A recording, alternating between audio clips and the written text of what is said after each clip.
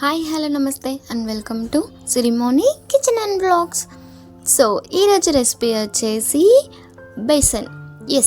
Besan curry అండి.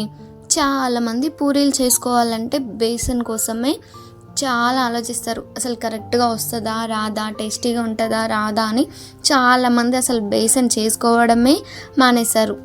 So మీ అందరి కోసం నేను చాలా ఈజీగా క్విక్గా అయ్యేటట్టు, అసలు కొత్త వాళ్ళు కూడా చాలా ఈజీగా చేసేయచ్చండి. చాలా టేస్టీగా కూడా ఉంటుంది. అసలు పెద్ద ప్రాసెస్ కాదు. సో హోటల్ స్టైల్లో కాకుండా ఇంట్లో ఎక్కువ రిస్క్ లేకుండా చాలా త్వరగా అండ్ ఈజీగా అయిపోయేటట్టు చూపిస్తాను. మీరు కూడా చేసేయండి. సో స్టార్ట్ చేద్దామా? స్టార్ట్ చేసే ముందు నా ఛానల్ లైక్ చేసి, షేర్ చేసి, అలాగే సబ్స్క్రైబ్ చేసుకోండి. స్టవ్ పైన ఒక కడాయి పెట్టి అందులో 3 టేబుల్ స్పూన్ ఆయిల్ వేయండి. దీనికి కాస్త ఎక్కువే ఆయిల్ పడుతుందండి.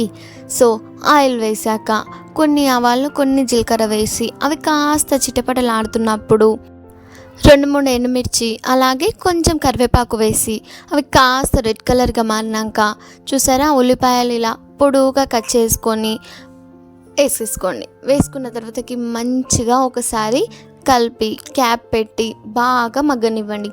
మధ్య మధ్యలో కలుపుతూ ఉండండి, లేదంటే మొత్తానికి మాడిపోతుంటాయి కింద సైడ్ మొత్తం. సో చూసారా, ఇలా గోల్డెన్ బ్రౌన్ కలర్ వచ్చాయి కదా. అలా వచ్చాక కొంచెం అల్లం, కొంచెం పసుపు వేసి మంచిగా కలుపుకోండి. అల్లంలో ఉన్న పచ్చి వాసన అంతా పోయేటట్టు చూసుకోండి. చూసారా, ఇలా మంచిగా వేగుతున్నప్పుడు అల్లం, కొన్ని పచ్చిమిర్చి 4 నుంచి 5 మీకు ఎంత క్వాంటిటీ కావాలో అట్లా చూసుకొని వేసుకొని మంచిగా మగ్గనివ్వండి. చూసారా, ఆయిల్ మొత్తం బయటికి వచ్చింది కదా. అలా మగ్గనిచ్చాక 2 టమాటాలు, పెద్ద సైజు అయితే 2, చిన్న సైజు అయితే 3 టమాటాలు కట్ చేసి వేసుకొని కాస్త ఉప్పు వేయండి, ఎందుకంటే మంచిగా మగ్గుతాయి. సో ఇప్పుడే మీకు కావాల్సినంత ఉప్పు కూడా యాడ్ చేసేసుకోండి. తర్వాత ఒక చిన్న కటోర సైడ్కి తీసుకొని 2 టేబుల్ స్పూన్ బేసన్ వేసి, అదే అండి శనగపిండి, బేసన్ అంటే కంగారు పడకండి, శనగపిండి వేసి మంచిగా ఉండలు లేకుండా నేను వీడియోలో చూపిస్తున్న విధంగా ఇలా మంచిగా కలుపుకోండి. చూసారా, ఉండలు లేవు కదా. అలా కలిపి పక్కన ఉంచుకోండి. ఇప్పుడు చూడండి, టమాటాలు కూడా మంచిగా మగ్గిపోయాయి కదా, ఆయిల్ మొత్తం బయటకు వచ్చింది కదా. సో ఇలా మళ్ళీ మంచిగా కలుపుకొని మనం పక్కన పెట్టుకున్నాం కదా ఇప్పుడు బేసన్ కలిపి, అదంతా అందులో వేసేయండి. వేసి ఒకసారి మంచిగా కలుపుకోండి. కలిపాక మనకు ఎంత వాటర్ కావాలో, అంటే బేసన్ ఎంత కావాలో అంత చూసుకొని యాడ్ చేసుకోండి. గుర్తుంచుకోండి, మనకి ఎంత కావాలో అంతకన్నా కాస్త అంటే కాస్త ఎక్కువ వాటర్ వేయండి. ఎందుకంటే మన బేసన్ చల్లారాక కొంచెం గట్టి పడుతుందండి. కొంచెం కాదు, చాలానే గట్టి పడుతుంది.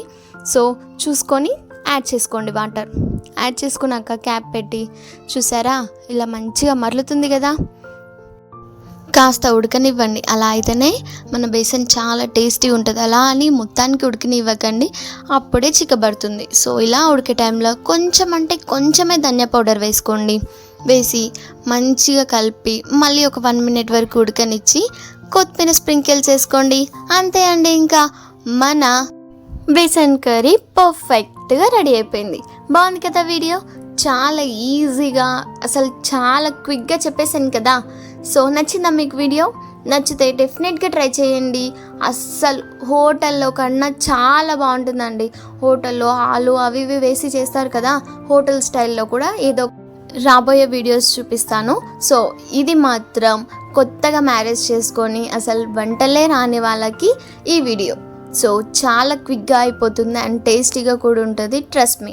అలాగే పూరీ రెసిపీస్ కావాలంటే కూడా నాకు కామెంట్ సెక్షన్లో చెప్పేయండి. ఇలా పొంగే పూరీలు, చాలామందికి పూరీలు అస్సలు పొంగవు కదా, ఎలా పొంగాలో చిన్న చిన్న టిప్స్తోన చాలా ఈజీగా చెప్పేస్తాను పూరీ. సో అంతవరకు మీకు ఈ వీడియో బేసన్ కర్రీ నచ్చినట్లయితే లైక్ చేయండి, షేర్ చేయండి, అలాగే నా ఛానల్ని సబ్స్క్రైబ్ చేసుకోండి. ఫస్ట్ టైం ఈ వీడియోస్ అన్నీ చూస్తున్నట్లయితే ఒక్కసారి నా ఛానల్ని విజిట్ చేసి అన్ని వీడియోస్ చెక్ చేయండి. చాలా ఈజీ కర్రీస్ అండ్ ఈజీ రెసిపీస్తో ఉంటాయి. సో నచ్చింది కదా వీడియో, మీరు కూడా ట్రై చేస్తారా? ట్రై చేసి డెఫినెట్గా ఎలా వచ్చిందో అని మాత్రం కామెంట్ సెక్షన్లో చెప్పడం మాత్రం మర్చిపోకండి. So thank you for watching my video. For more videos please do like, share and subscribe to my channel. Bye bye.